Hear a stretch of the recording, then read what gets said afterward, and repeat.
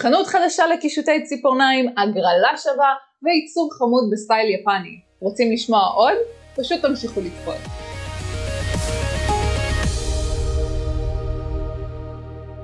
היי, ברוכים הבאים לסטודיו צ'רי. אני סימונה צ'רי ואני מתרגשת לספר לכם שבאופן רשמי נפתחה החנות של סטודיו צ'רי, שבה תוכלו למצוא את כל מה שאתם צריכים לקישוטי ציפורניים. אם אתם עוקבים אחריי באינסטגרם תוכלו לראות קישור ישיר לחנות בביו למעלה, או פשוט תלחצו על הלינק פה למטה.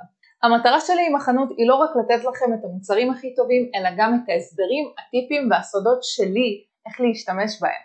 וגם לתת לכם השראה ורעיונות שתוכלו ליישם בעבודות שלכם. הכל כדי שתוכלו ליצור את העיצובים המיוחדים שלכם ברמה הכי גבוהה.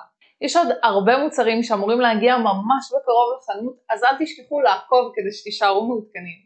בעקבות הפתיחה החגיגית אני עורכת הגרלה שווה, אז תישארו עד הסוף כדי לשמוע את כל הפרטים שתהיה לכם הזדמנות להשתתף ולזכות.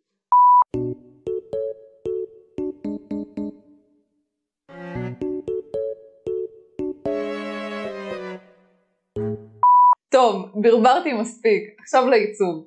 לסרטון היום אני בחרתי לעשות עיצוב חמוד במיוחד בסטייל יפני. חלק מהמוצרים שאני אשתמש בהם היום ניתן יהיה להשיג אצלי בחנות. בואו נתחיל. אז אני מתחילה מצבע ורוד חלבי. בחרתי בגוון הזה כי הוא כזה חצי שקוף על הציפורן והוא מושלם ליצירת שיש בשכבות. ייבשתי שכבה אחת של הצבע ועל השכבה השנייה בלי לייבש אני מתחילה לצייר.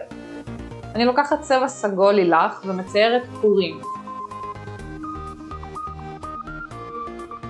זה לא צריך להיות מדויק, פשוט זרמו עם זה. עם צבע ורוד אני עושה עוד קווים לאורך הקווים הסגולים. זה ייתן עוד עומק ולוק מעניין לציפורניים.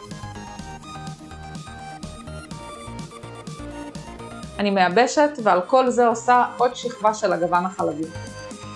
דרך אגב, לצורך הסרטון הורדתי את הקטעים של הייבוש, אבל תהיו בטוחים שאני מייבשת כל שכבה ושכבה. העיצוב הזה של השיש בשכבות הולך להיות לנו על הזרת והאגודל. על הקמיצה לבסיס אני עושה את אותו הצבע. זאת הולכת להיות הציפורן המיוחדת שלנו. זאת אומרת, הולכים לקרות עליה הרבה דברים. אני מורחת טופ ללא ניטרול, מייבשת, ועליו יוצרת אומברה עם ההפקה ההולוגרפית הכסופה.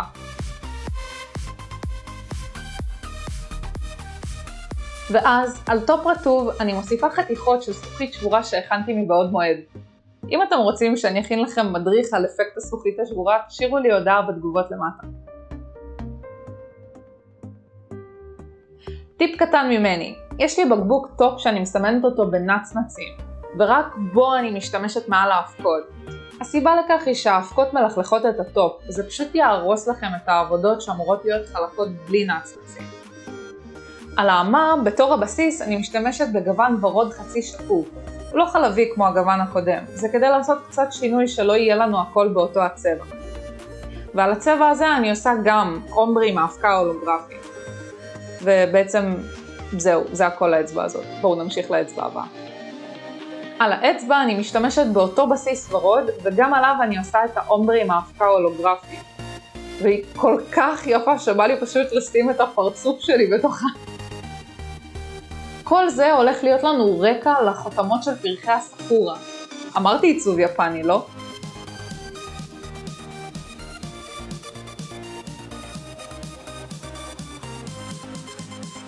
טוב, בואו נראה מה יצא לנו ואיך הכל נראה ביחד.